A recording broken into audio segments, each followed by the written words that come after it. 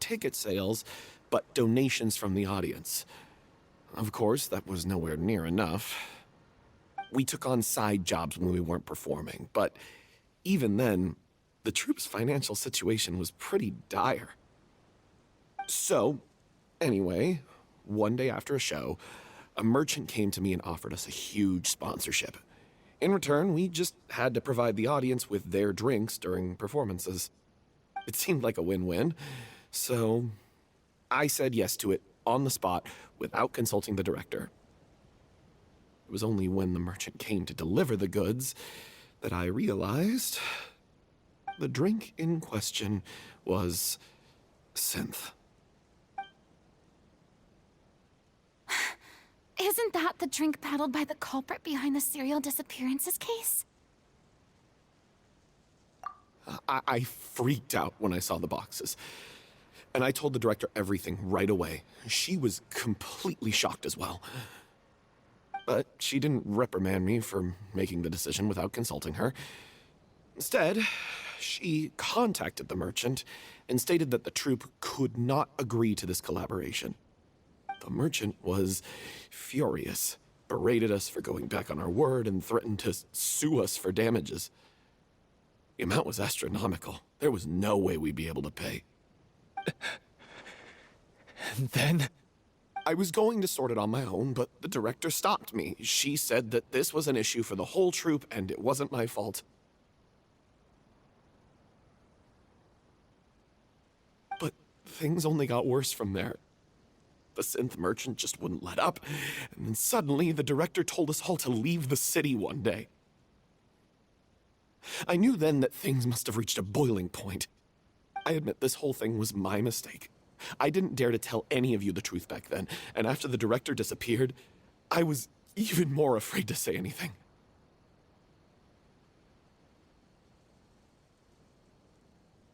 Yeah, I got Aurelie killed. There, I said it. Happy now? Hey, don't say that. You traitor! You knew Aurelie was in danger. Why in God's name didn't you tell us? What do you mean, you were afraid? This was a life-and-death situation. We could have saved her! How could you be so stupid? Please, try not to get too worked up. Yeah, listen to him. You need to stay calm. Stay calm? How can I stay calm? This guy got Aurelie murdered! She was the love of my life! And he has the gall to try and high-road us, claiming that he kept his mouth shut for the sake of the show! How about taking some responsibility for what he's done? All I can say is I'm sorry. Truly. I wanted to apologize to everyone in the troupe, but that won't bring back the director. What good is my apology now? I'm just a coward who made an awful, terrible mistake that I can never take back. Beat me up if you want. Kill me if you prefer. It's what I deserve. End my life so I can meet the director and apologize to her in person. Get out of my sight! Go! Get lost! I don't ever want to see your face again! That's enough! You've screamed and shouted at each other for long enough. Now pipe down, both of you! Can you stop conflating the show on stage with your real-life relationships in the troupe?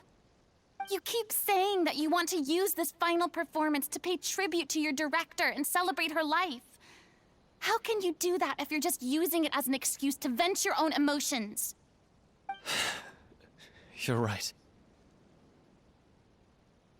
I'm sorry. On stage, the lead role is the focal point of the audience's attention. And you're all used to seeing the director as the heart of the troupe. But in her own life, her greatest desire wasn't to be the center of attention. I can tell how much she loved you all, and how much she loved the troupe. What she wanted was to build a warm home for all of her brothers and sisters. To shield you all from the storms that rage in the world outside. That's how you should remember her. And that's what you should be celebrating. I understand why you're trying to make her the hero of the story, but isn't she your hero already? After everything she did for you? Yeah.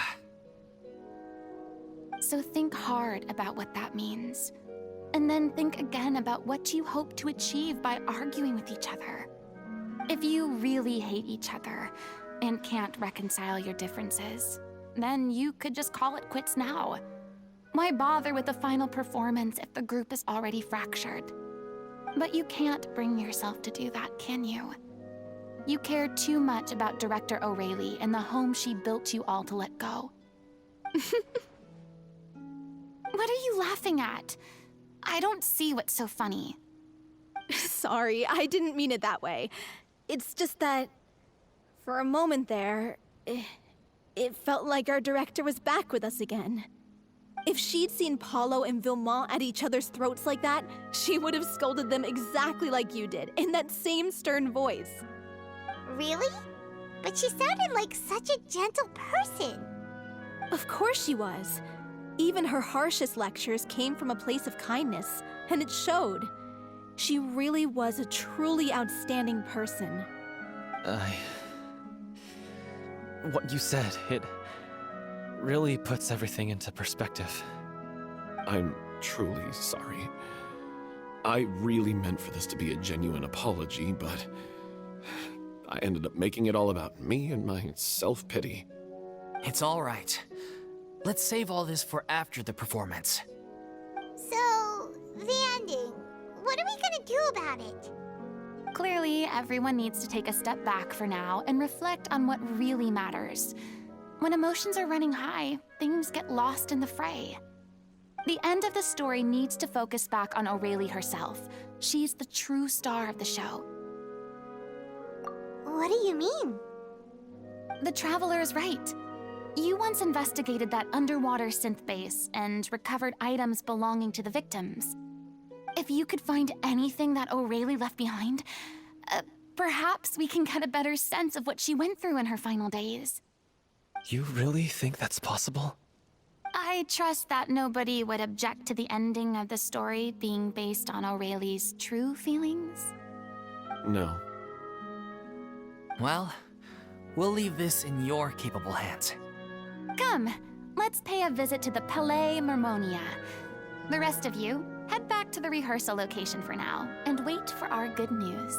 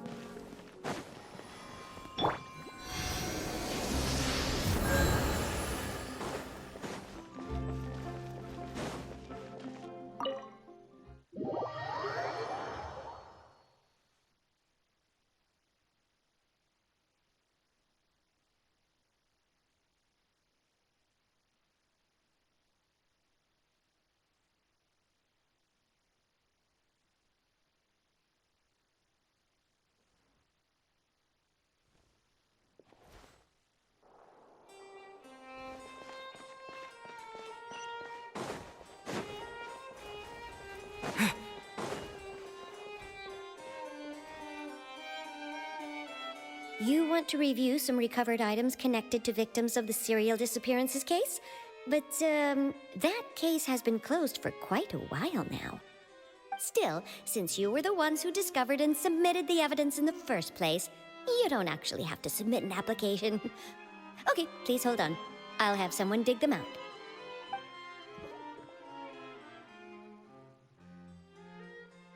So, this is all O'Reilly left behind.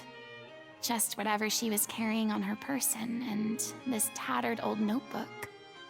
Hey! It's full of script lines! And sketches too! Looks like they show where the different props should be placed on stage. Let me take a look. Maybe there's something in here from after she was kidnapped. Aha! I found something. To whoever discovers this diary. Let's see. Looks like she kept a detailed record of her captor's actions. She even mentions the truth behind the experiments on dissolving young women.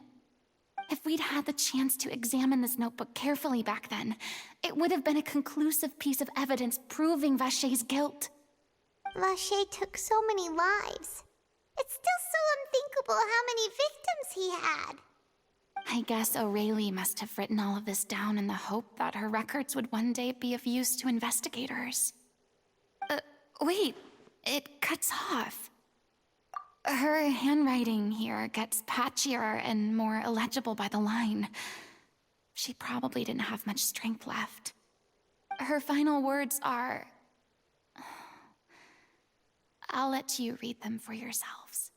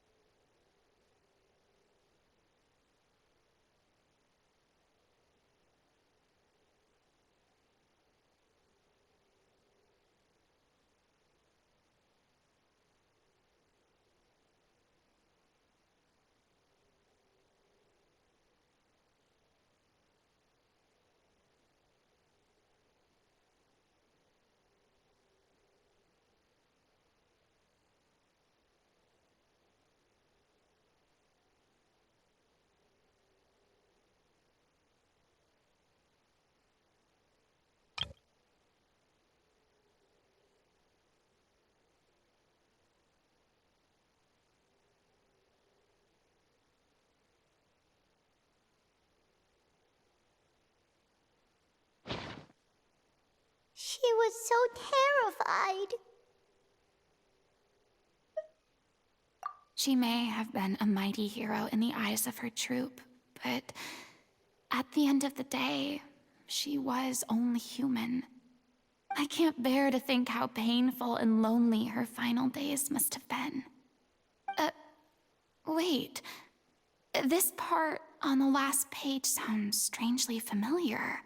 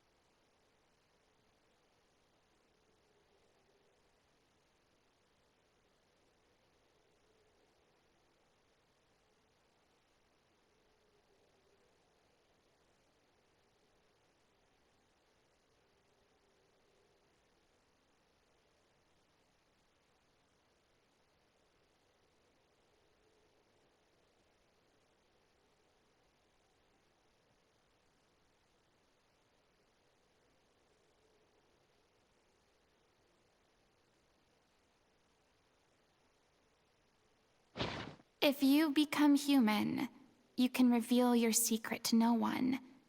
You will face suffering and loneliness. Is this still what you want? Isn't that the most important line in the Little Oceanid?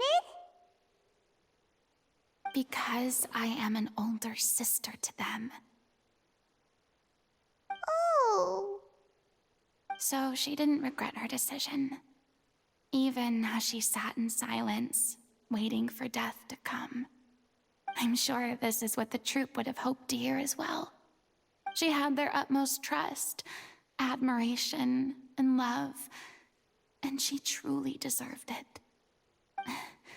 Let's go. It's time for them to learn Director O'Reilly's final thoughts.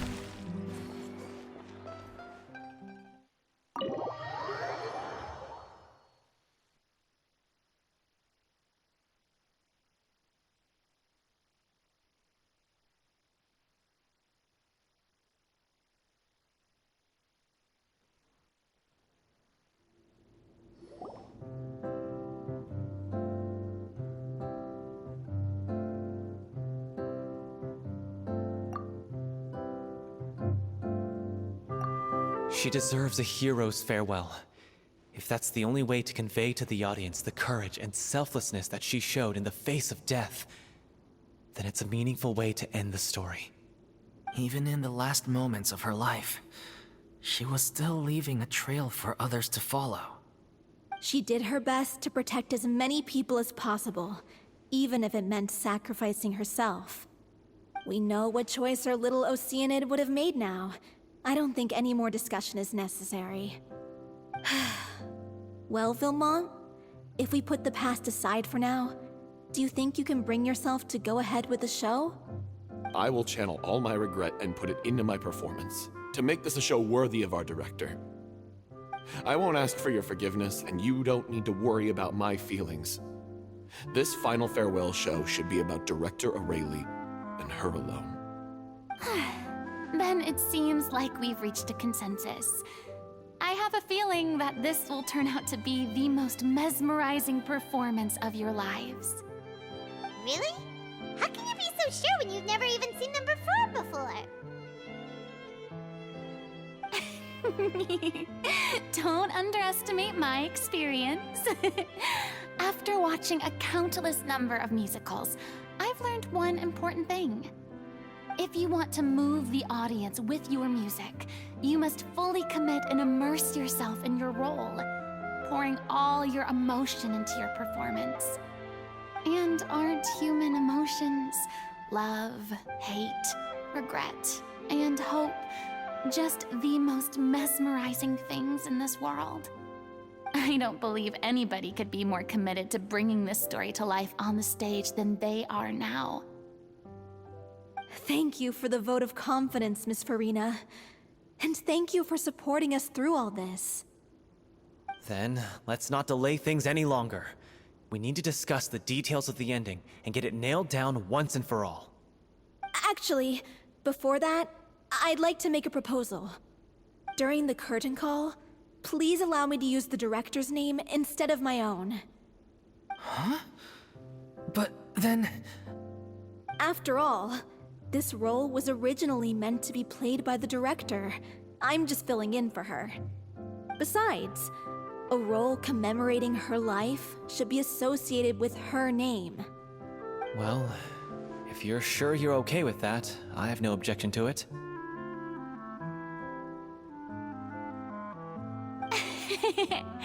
Now we're talking like a serious acting troupe. All right, I'll leave you to fine-tune your musical while I go and procure a stage. Procure a stage? Oh, it's okay. Our usual place doesn't need a reservation. That place? Oh, don't be silly. For an extraordinary show, we need an extraordinary stage. By which I, of course, mean the Opera Epiclese. Whoa, wait, what? No. That's never going to work. It's far too fancy for the likes of us. What are you afraid of? Surely you don't think that Aurelie's story is unworthy of the grandest stage in Fontaine. No, though that's not what I meant. It is supposed to be your grand finale, right?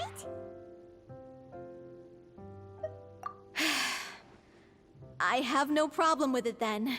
How about the rest of you?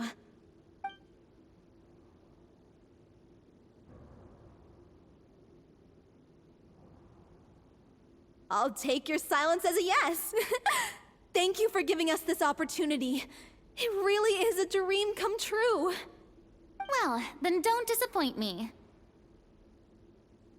If you mess this up, it'll reflect poorly on me too. Come on, we'll need to get the go-ahead from Nervilette. I know just where to find him.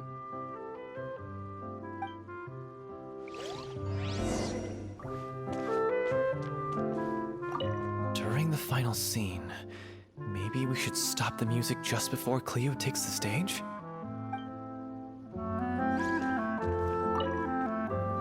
First Miss Farina, now the Opera Epiclese?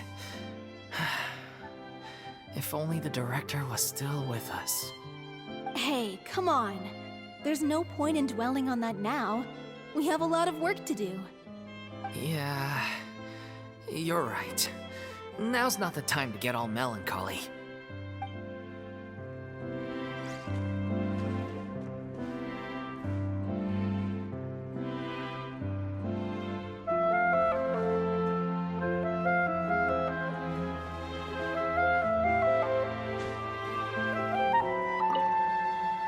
Best of luck to you.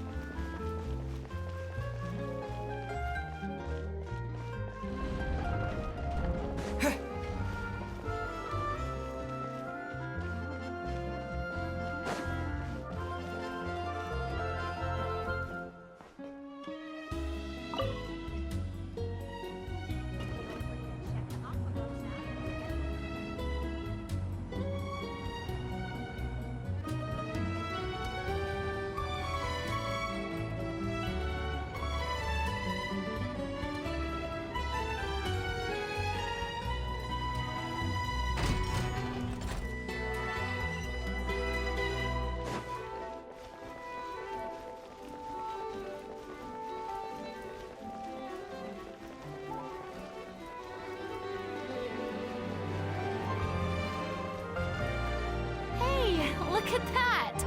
Looks like I guessed right. You were just guessing?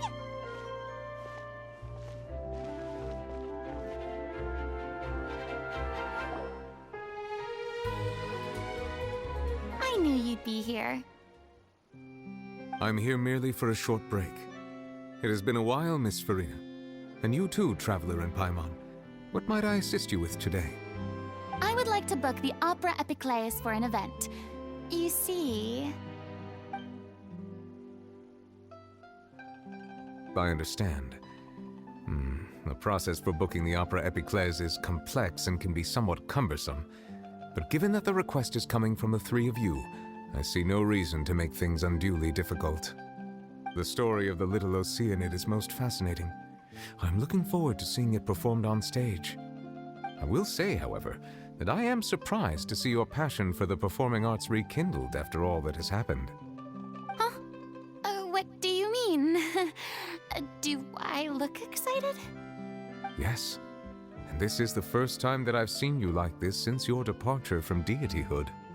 At first, I just felt bad about rejecting them. So I wanted to learn a little bit more about their situation. But one thing led to another, and... well, here we are.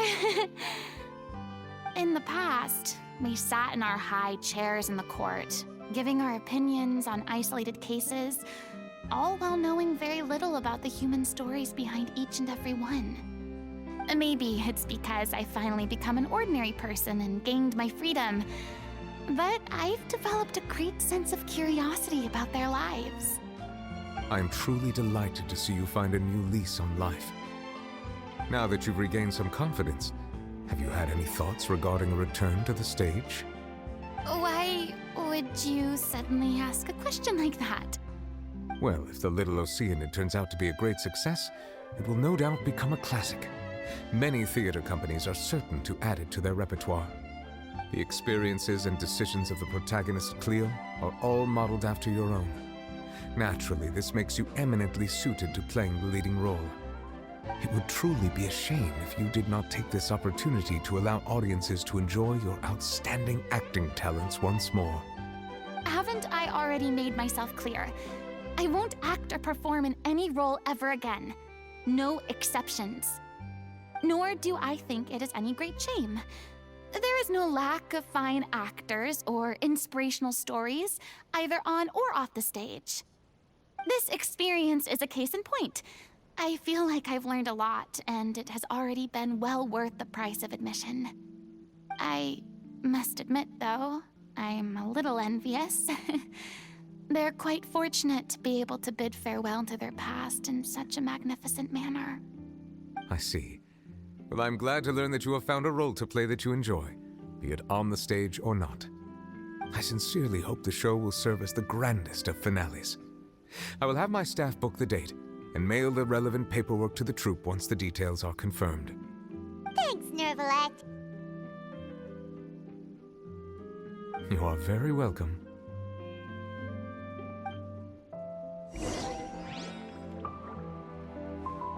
Many people were once enthralled by Lady Farina's performances, myself included. I hope that one day she'll be able to understand that our appreciation was always sincere.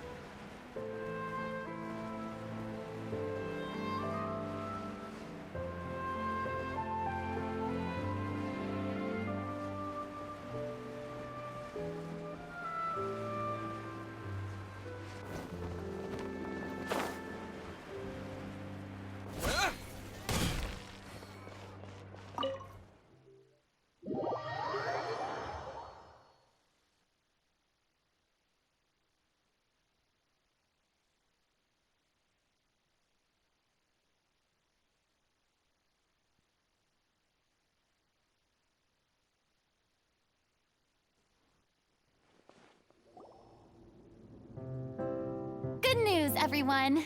It's done. The Opera Epiclese is booked.